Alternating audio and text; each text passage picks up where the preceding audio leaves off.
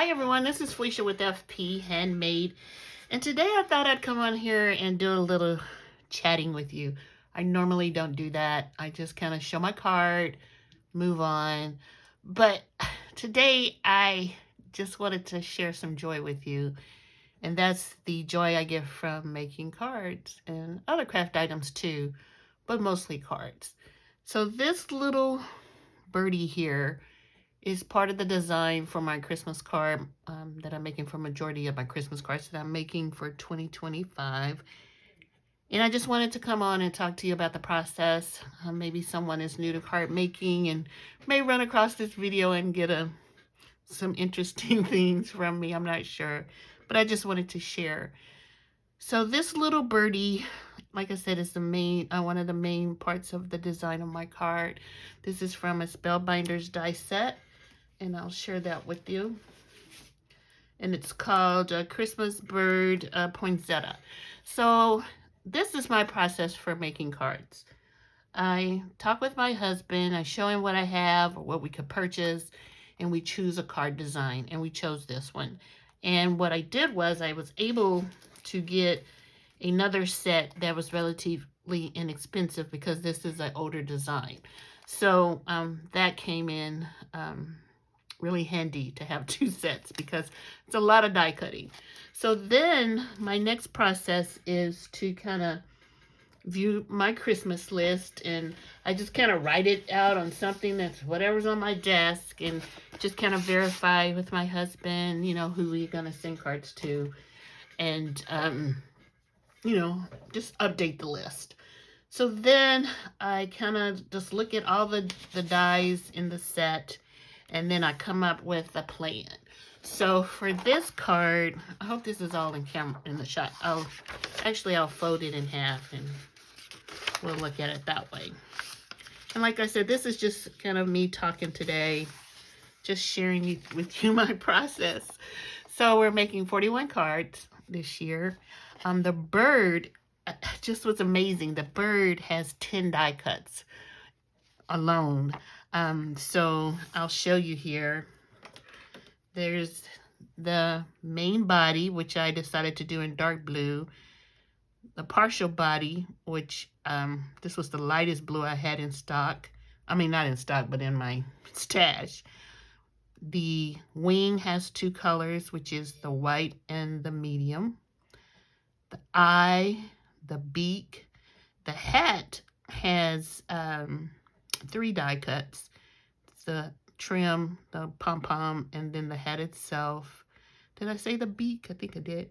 And then the legs, which I haven't adhered yet because I'm kind of waiting to do the legs. But I have them cut out, and here are the little pieces for his legs. And so he'll be like that, if you can see that. Hopefully you can see that. So when you calculate it out, and then I also had to use a little piece of red to show through these little dots. I wasn't about to do these dots in red, you know, and that would have been way too much. And so I just adhered a piece of red on the back for his belly. And then for his eye, what I normally do for something this little, and when I have so many, I put a piece of tape down, and then I put the die cut in here and just push it down and adhere it to the tape. That way it won't be glue oozing out of a piece that I'd have to attach to the back. That's just the easiest way for me.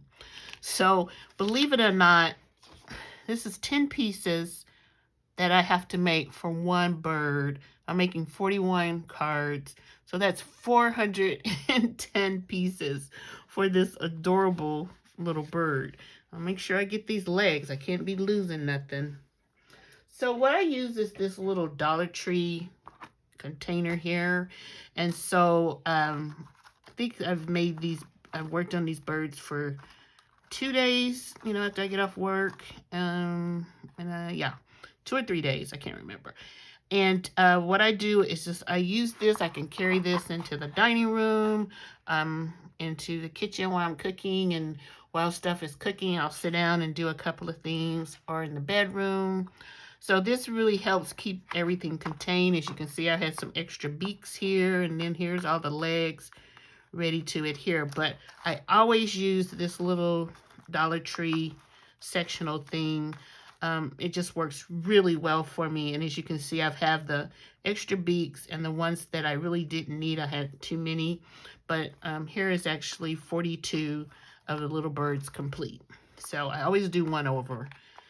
And then I had to complete the poinsettia. Now, I didn't bring all the poinsettias in, but I used 2 colors for them. The middle is just one color, which is the Spellbinders Gold paper, which I really love.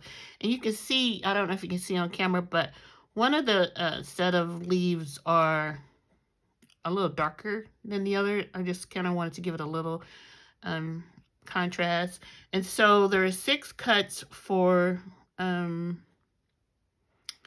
the flower, because each of these little things fell out of the die cut by themselves, so they had to be adhered to the base. So that's 246 pieces. So a big commitment for the poinsettias. I have left to do is the candy cane and the greenery. So let me show you this candy cane. This is what's gonna cause me trouble. So the candy cane is in 2 pieces. We have the different stripes indicated here. And then here's the main candy cane. But it doesn't really, I'm just going to mop these off here. So it really doesn't, my cutter didn't really show where the pieces go. But on a couple of them up here, you can see them. So I may have to add a little shim just so I can get enough pressure to see where those go. But I'm kind of sticking to the design on the cover here, and you really only need to worry about a few of the candy canes being the stripes being correct here. So I'm not too worried about that. And with this one, I'm going to use red paper. I'm thinking about using red glitter and white glitter. I'm not sure yet. So this was just a sample I cut out just to see how this dark color looked. I really like this one, but I'm thinking I have some red glitter and some white glitter. So I think I'm gonna do that. So then there's the greenery. So there's 1 pine, 2 leaves, 1 leaf that's another shape, and then this filler pieces back here. But there's only 1 of the leaves, and then this one does have 2, so that kind of works out well. But since I have 2 sets, once again, this will be easy to, you know, put on, you know, I'll cut the paper the size that I need, and I'll just cut a bunch of those, stack those up, and then put them all, you know, on my large, probably on my Empress, and cut them out and just get these done. But I have to give my husband some to do because he wants to help also. So he'll probably cut out this one, or maybe this one, and he'll use the little cutter that I have, the little die cut, which is the, I can't think of the name of it. Oh, the little Sizzix, sorry. And he'll probably do those because the bird was just so many little bitty baby pieces that that was stressing him out, trying to figure out how to contain them like I'm used to doing. So I just wanted to share with you my process.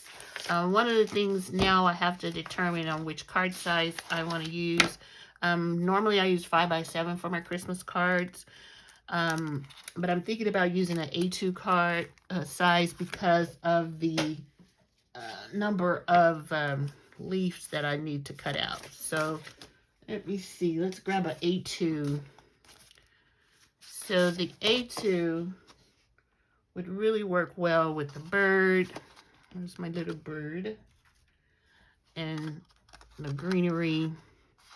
Remember, he has legs. There's a candy cane in the greenery. So that would work out really cute for the A2. But then again, I could possibly also use the 5x6.5. I use that card size too. And that would be a little bigger. Maybe I can add a sentiment at the bottom,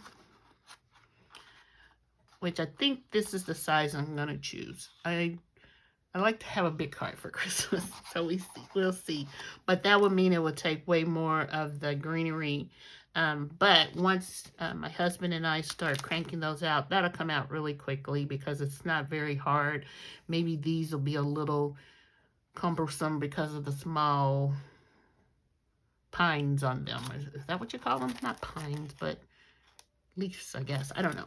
But anyway, I just wanted to let you see my card process and how this cute little birdie just reminds me how much I enjoy making cards. I kind of felt like I've been in a little bit of a slump, not creating as much as I could be. I'm not on a schedule how many I should do, but I just felt like I hadn't been utilizing my supplies as much as I could be.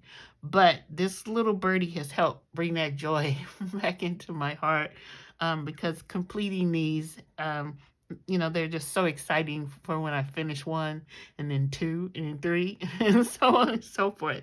So I just wanted to come on and just give you a little information about my card process, my creative process, I guess.